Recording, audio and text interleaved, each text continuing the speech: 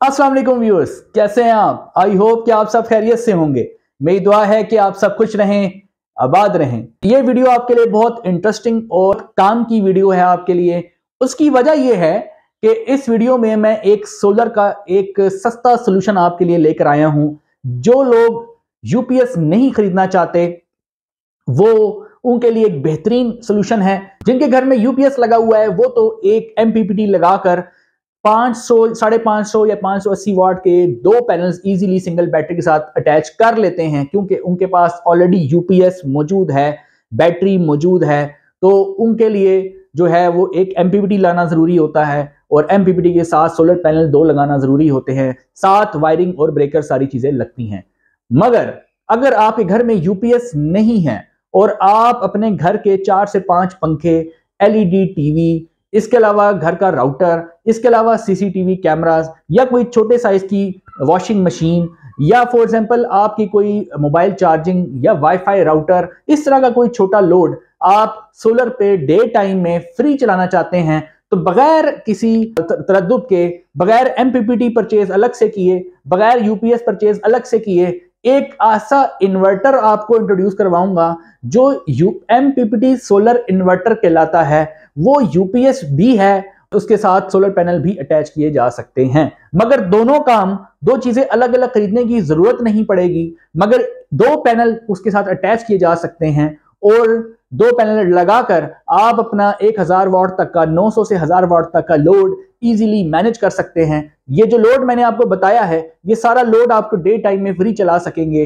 तो आपको अलग अलग दो चीजें परचेज करने की जरूरत नहीं पड़ेगी। जिस प्राइस में आजकल यूपीएस आ रहा है, तकरीबन उसी प्राइस के अंदर ये एक बेहतरीन सहूलत मौजूद है।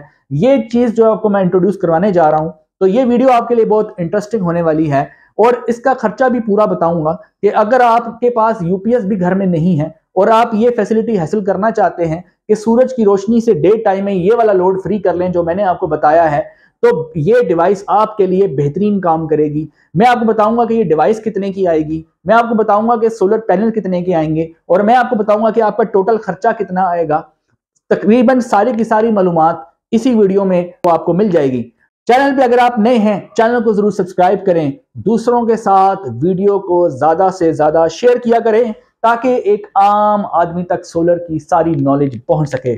आज नए साल का पहला दिन है, दुआ करें कि ये साल हमारे लिए रहमत और अमन वाला साबित हो। तो नए साल की खुशी के साथ चलिए शुरू करते हैं।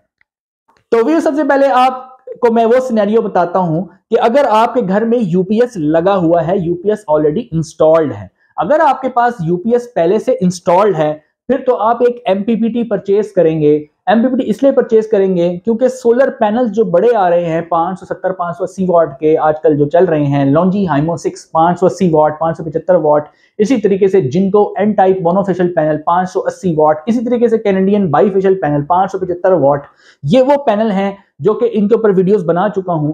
आपको बहुत अच्छी सी मालूमात इनके बारे में जरूर होगी, और अगर नहीं है तो आप चैनल की प्लेलिस्ट में जाके सारी मालूमात इन पैनल्स के बारे में हासिल कर सकते हैं। ये पैनल्स जो हैं, अगर आप अपने घर के यूपीएस के साथ लगाना चाहें तो बीच में एक एमपीपीटी की डिवाइस लगती है। बेसिकली एमपीपीटी का काम होता है कि बैटरी को चार्ज करना। बेसिकली एक बैटरी चार्जर है जो कि सोलर से एनर्जी लेके बैटरी को चार्ज करता है। इसका काम है सिर्फ बैटरी को चार्ज करना। ये लोड ड्राइव नहीं कर सकता। इसके अंदर कोई इन्वर्टर की फैसिलिटी मौजूद नहीं है कि ये 12 वोल्ट बैटरी को 220 बनाए और आगे आपका घर का लोड चलाए, बल्कि उसके साथ आपको यूपीएस लाजमी लगाना पड़ता है। यानी ऐसा नहीं है कि कोई भी ऐसा एमपीपीटी मौजूद नहीं है जो डायरेक्ट लोड ड्राइव कर सके।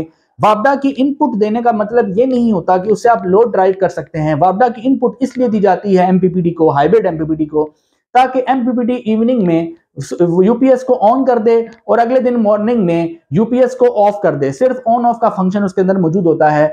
तो मैं आपको ये कहूंगा, अगर आपके घर में यूपीएस मौजूद नहीं है तो आपको यूपीएस अलग और एमपीपीटी अलग परचेज करने की जरूरत नहीं है, बल्कि मैं आपको जो डिवाइस इंट्रोड्यूस करवा रहा हूं इसे कहते हैं एमपीपीटी सोलर इन्वर्टर। इसके अंदर ये यूपीएस का काम भी करेगा और ये एमपीपीटी का काम भी करेगा। ये दोनों चीजें इसके अंदर मौजूद हैं।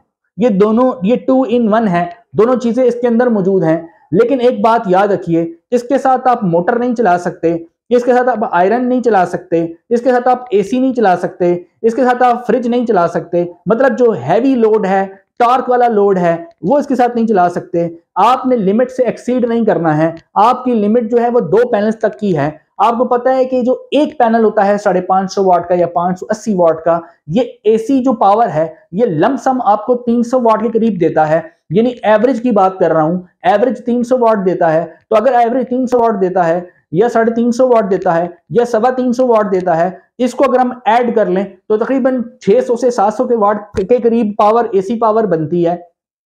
तो व्यूअर्स, जब 2 पैनल्स आप आपस में अटैच करते हैं तो ये वही मैक्सिमम एसी पावर है जो आप इसे हासिल कर सकते हैं। ये एमपीपीटी सोलर इन्वर्टर जो मैं आपको इंट्रोड्यूस करवा रहा हूं, ये 900 वॉट्स जेन्युइनली आपको दे सकता है। अगर आप इसके साथ 580 वाट के 2 पैनल्स पैरेलल में अटैच कर दें तो इसके अंदर बिल्ट इन 50 एम्पेयर्स का एमपीपीटी चार्ज कंट्रोलर लगा हुआ है, जो कि आपकी बैटरी को भी चार्ज करेगा, जो कि आपका 900 वाट तक का लोड भी मैनेज करेगा। अलबत्ता 2 पैनल जो हैं वो 700 वाट ही कैपेसिटी रखते हैं, तो उतना लोड आप इजीली मैनेज कर सकते हैं। यानी आप उसके साथ 4 से 5 पंखे, घर की एलईडी टीवी, या फॉर एग्जांपल आप उसके साथ अपने घर के सीसीटीवी कैमरास अटैच कर सकते हैं, या आप उसके साथ अपने घर का जो राउटर है वो अटैच कर सकते हैं, या फॉर एग्जांपल मोबाइल जो चार्जिंग पोर्ट्स हैं वो अटैच कर सकते हैं। छोटी कोई वॉशिंग मशीन है जो सेमी ऑटोमेटिक होती है, जो 300 से 400 वाट के अंदर अंदर जिसके वोल्टेजेस होते हैं, वो भी आप इसके ऊपर चला सकते हैं। कुछ लोग सिलाई मशीन जो है वो भी चलाना चाहते हैं, तो वो भी कम वाट की अगर है, 200 से 400 वाट के अंदर अंदर है, वो भी इसके ऊपर चल सकती है। इसके अलावा बहुत सारी ऐसी अप्लायंसेज हैं जिनके वोल्टेजेस जो हैं वो तकरीबन 700 वाट के अंदर अंदर हों।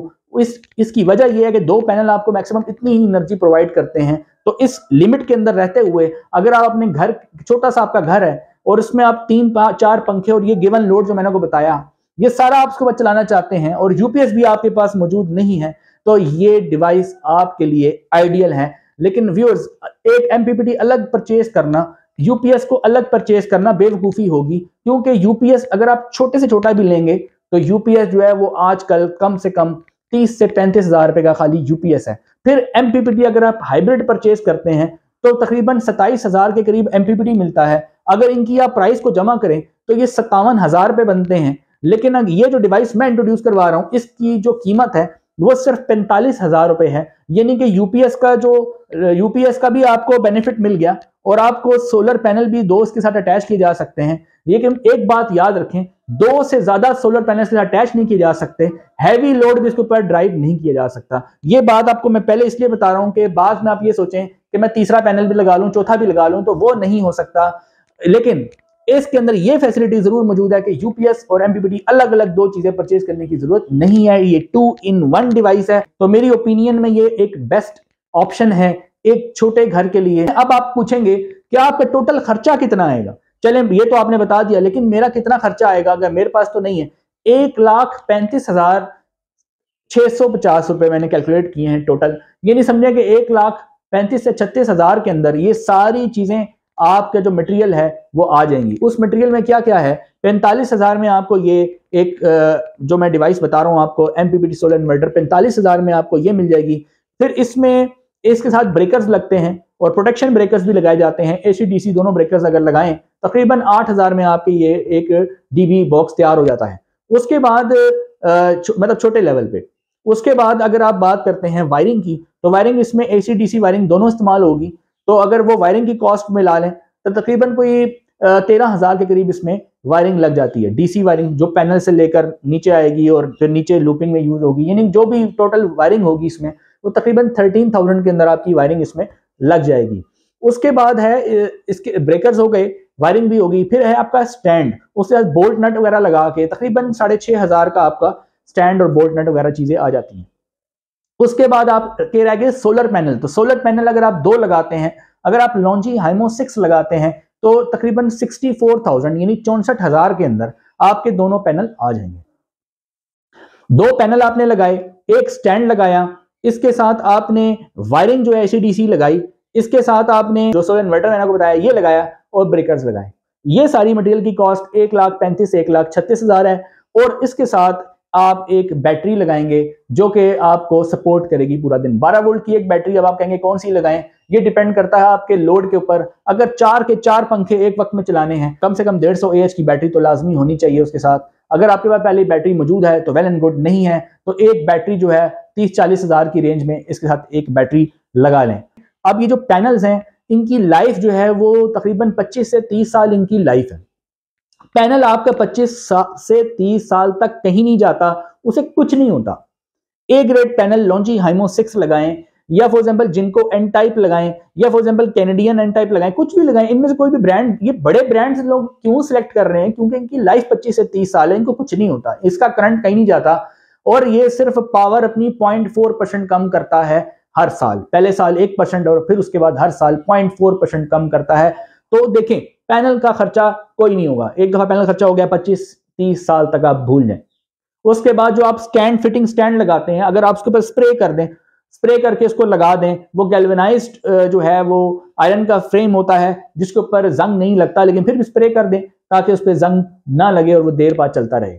फिर उसकी जो लेग्स हैं उनको कंक्रीट कर दें ताकि हवा के प्रेशर से जो है वो पैनल जो है वो उनको नुकसान ना पहुंचे। वो वायरिंग जो है वो अगर प्रॉपर गेज की और कॉपर की वायरिंग करेंगे तो रिजल्ट्स अच्छे मिलेंगे। अगर वायरिंग में कंजूसी करेंगे, मैं वहां से पैसे बचा लूं, मैं 4 mm के बजाय 2 mm लगा लूं, मैं 16 mm के बजाय 8 mm लगा लूं, या मैं कॉपर के बजाय सिल्वर ही लगा लेता हूं, चाइना कॉपर ही लगा लेता हूं, तो अगर आपने वहां पर पैसे बचाए, पैनल जितने मर्जी अच्छे लगा लें, तब भी कोई रिजल्ट जीरो का जीरो रहेगा।